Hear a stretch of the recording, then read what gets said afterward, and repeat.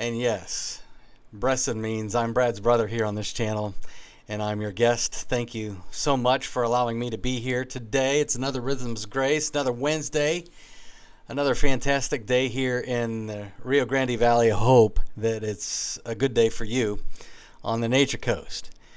I don't know if you saw the football game on Sunday, but if you're a football fan, then you probably saw a fantastic game Sunday night.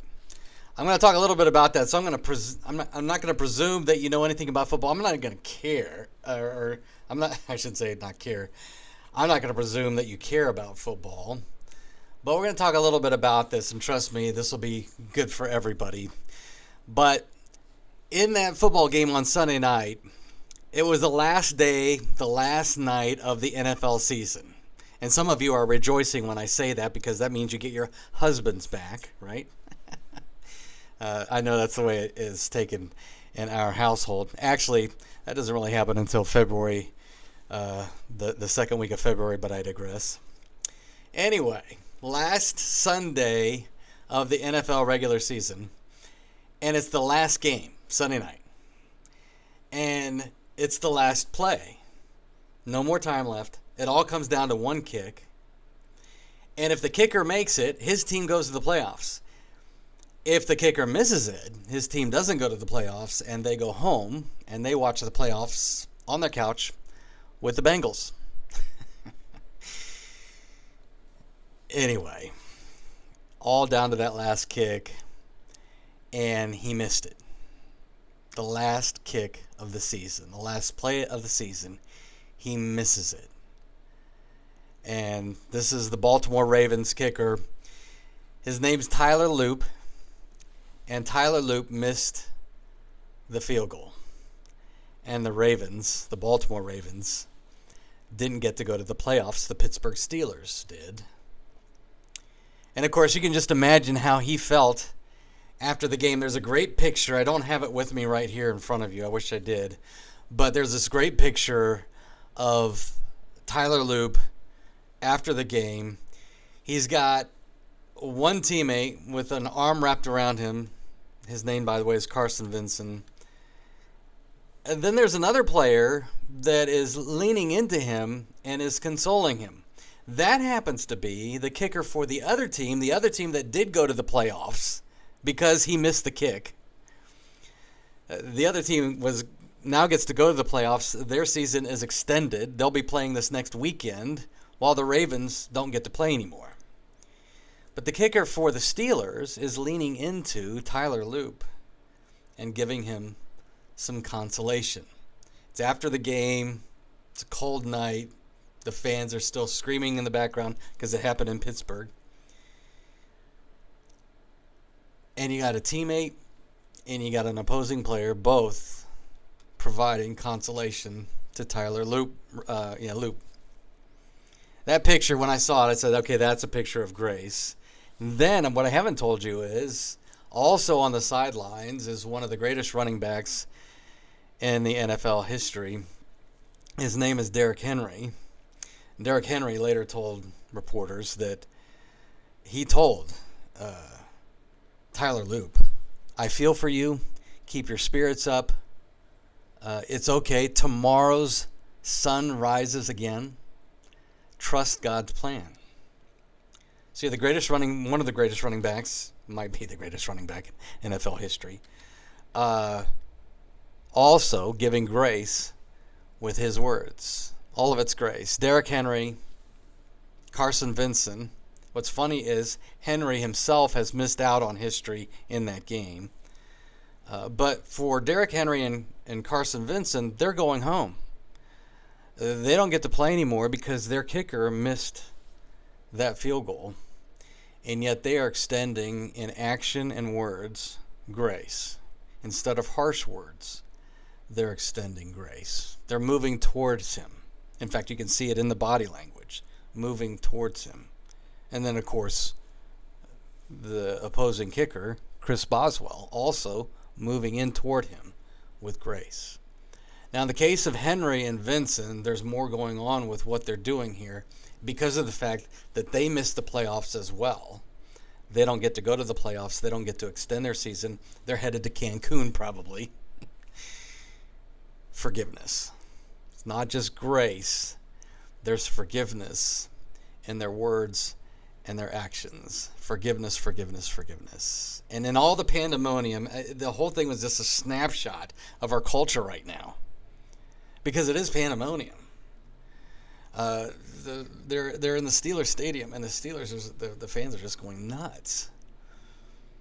And then there's this kicker who's being consoled by teammates and by Chris Boswell. That's a picture of what's going on in our culture right now. Because the Tyler Loops typically get canceled. In fact, Tyler Loop himself got canceled. That was another story the next day. His Instagram filled up with words of hate. It was bad, really bad. He said he had to shut his Instagram down for a while. People, Ravens fans, not being very kind. They're canceling Tyler Loop, but that's what the world does. See, this is bigger than football. Yeah, that snapshot is showing us what life is. For the most part, life is all the pandemonium out there. That's all the noise that's canceling.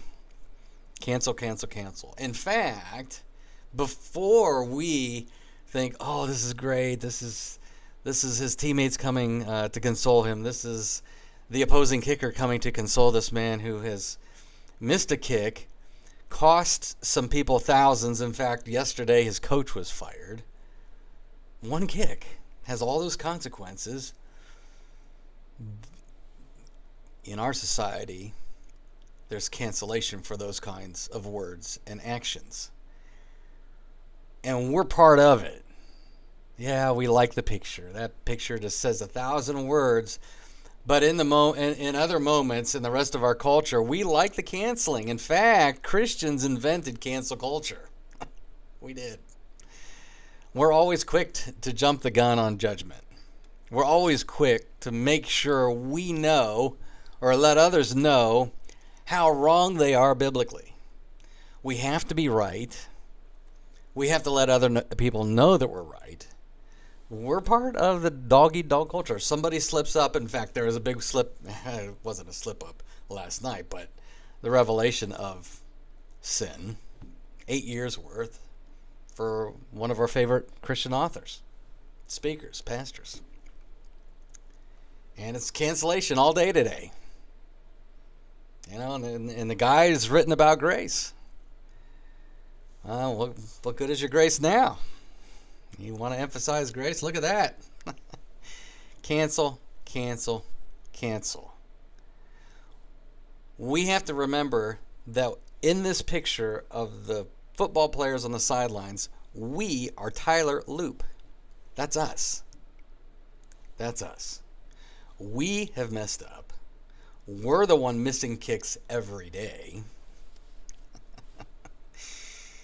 We've all had those moments. Now, we haven't done it on national TV in front of millions. Thousands of dollars are not on the line.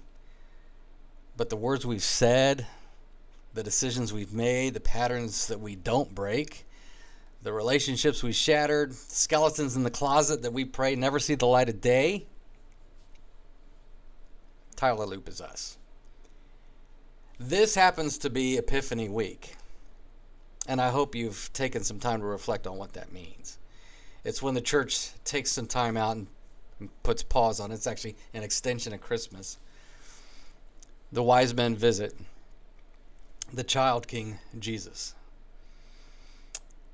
And the church pauses to reflect, and there's a verse that shows up in Matthew that really speaks to us in this moment.